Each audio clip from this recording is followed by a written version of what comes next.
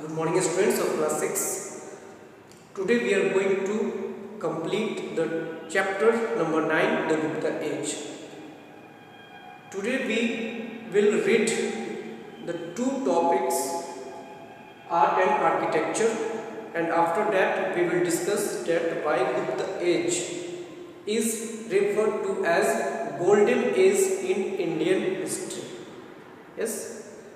So let's begin with the topic art and architecture.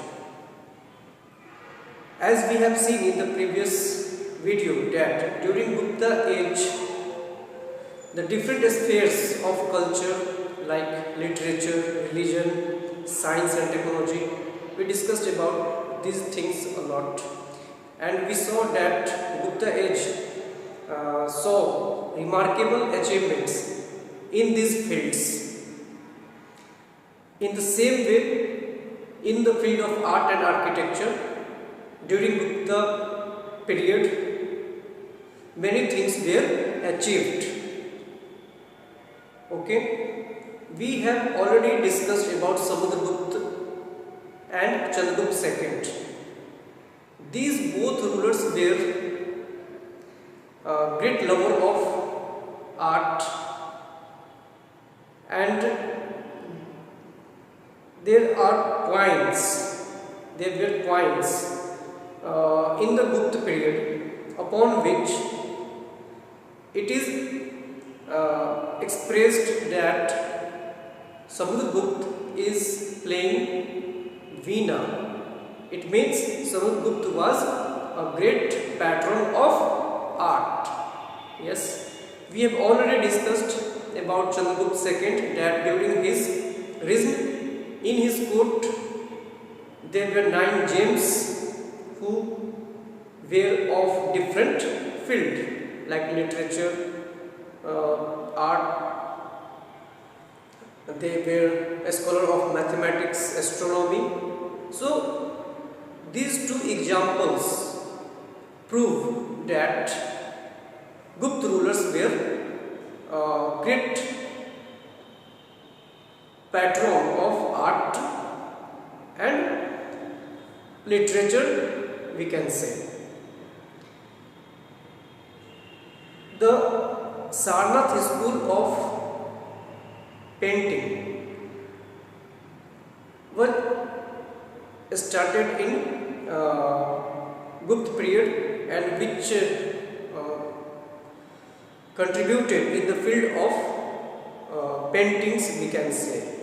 Yes, many temples were also built during Gupta age, which became the model for future of North Indian temples.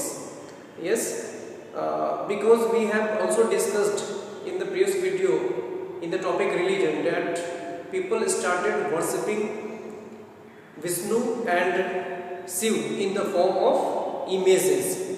So a sculpture, it means that making the image of God and goddesses started during Gupta period. Okay, so this was example of architecture. Okay, our topic is art and architecture. So many temples were built, images were built, sculptures many sculptures were made during that time. So by these things we can understand that in this period art and architecture also flourished. One more example is there in Ajanta. It is located at Aurangabad in Maharashtra. Cave temples were built and there were murals. Murals means the painting that was done on the walls of caves. Okay, so in Ajanta temple many murals, such paintings were there, and mainly these paintings were related to the life of Buddha. Many events that happened in the life of Buddha, those pictures were made on the wall of Ajanta temple. Okay, so we can say that these were the contributions in the field of art and architecture in the Gupta period. Now we are coming to the topic, the Golden Age. Golden Age, Gupta Age is referred to as Golden Age in Indian history. Yes, why? We will discuss one by one what were the factors, what were the reasons that made Gupta period a golden period. Yes, so Golden Age is the period in which we can say if there is political stability, economic prosperity, in the field of culture like art, literature, religion, science, architecture. These are the different spheres of culture, and we have discussed that in each of these fields, in each of these spheres, during Gupta age, there was remarkable achievements in all these fields.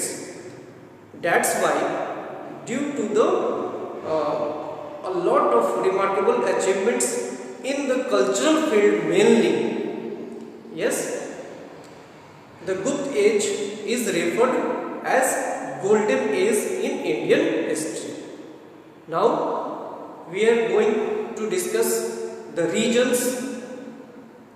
The first one is, we discussed that if there is political stability, then also the period is called Golden Age. So Gupta were the indigenous ruler of India only, and they defeated the Saks, the foreigners, and established the rule of Indians, and they ruled over a long period. So that's why there was a political stability also. Yes, so in the field of polity, these things were achieved by the Gupta rulers. Yes. Next, about in economic field, in history, it is not that in the field of economy the Gupta rulers achieved a lot. There are not such evidences, but during this period we have seen that through the western and eastern coast, and through these ports of western coast and eastern coast, they established trade relation with other countries, and they earned a lot. They got gold coins from other countries, and they exported spices, different precious metals, stones to other countries. So in exchange, in Gupta period, in trade, they got a lot of gold coins. Yes, and we all know that during Gupta age, the largest number of gold coins were issued during this time. Okay, so in economy, we can say that the Gupta dynasty were rich, they were prospered. Okay, now we are going to discuss about culture, in which we have already discussed about the religion, that first time, apart from Buddhism and Jainism, Hinduism also, in Hinduism this religion also flourished. We can say the image of Vishnu and Shiv were worshipped by the people. Many temples were built of these we can say lords, yes, and in the temples there was a central place in which the idol, the images of god and goddess were placed, and that place was called Garbhagriha. It is part of architecture also. Okay, so in the field of religion also, in Gupta age saw a great achievement. Yes. Then we are going to talk about literature. Literature, we have discussed about Kalidas, his contribution in the field of Sanskrit. He wrote many books like Meghdut, Abhigyan Shakuntalam, in which there was a ruler, Prince Dushyant, and a princess, we can say Shakuntala. There was it was a love story between these two, okay, and their son Bharat, which became the ruler of India, and after his name, the name of our country was named Bharat. Yes. Sudrak wrote Brij-Katika. So in this way many writers were there who wrote different things. The two epics, Ramayana and Mahabharata, were also compiled during this time, and Ramayana, it had a great impact on society because it expresses the importance of familiar love, a brother's love towards his brother, we can say the respect of father, because once Rama's father said to him to go and spend 14 years of his life in the forest, and just he followed in the order of his father and went along with her wife Sita and younger brother Lakshmana.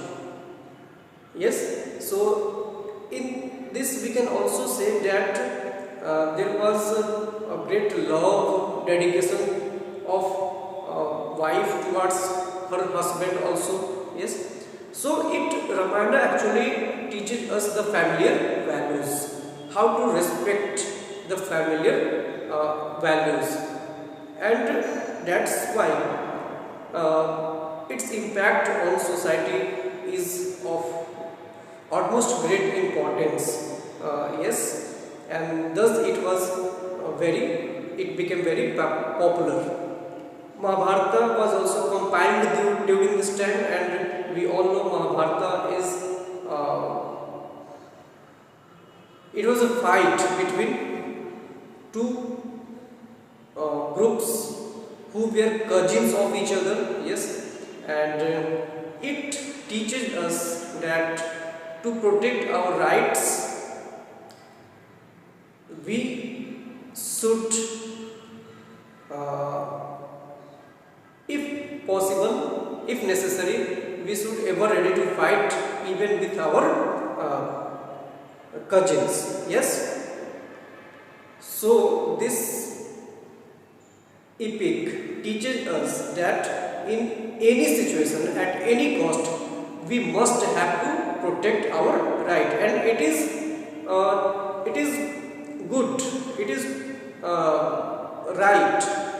Yes, so this is proved by Mahabharata. Yes, Purans were also, Upanishads were also compiled during that time. Okay, so these were the achievements in the field of literature, we can say. Now in the field of science, we have already discussed that Aryabhatta, who contributed a lot, he gave the theory of rotation of earth,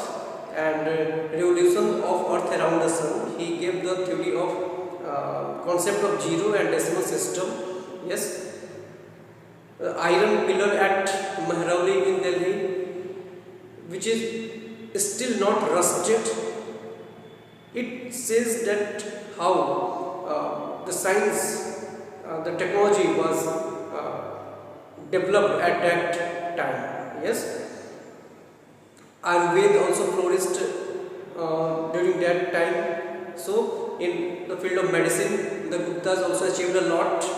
In the field of astronomy also, they achieved a lot. So we have discussed so far about the religion, about the art, about the literature, about the science, and in the beginning we have discussed about in the field of art and architecture.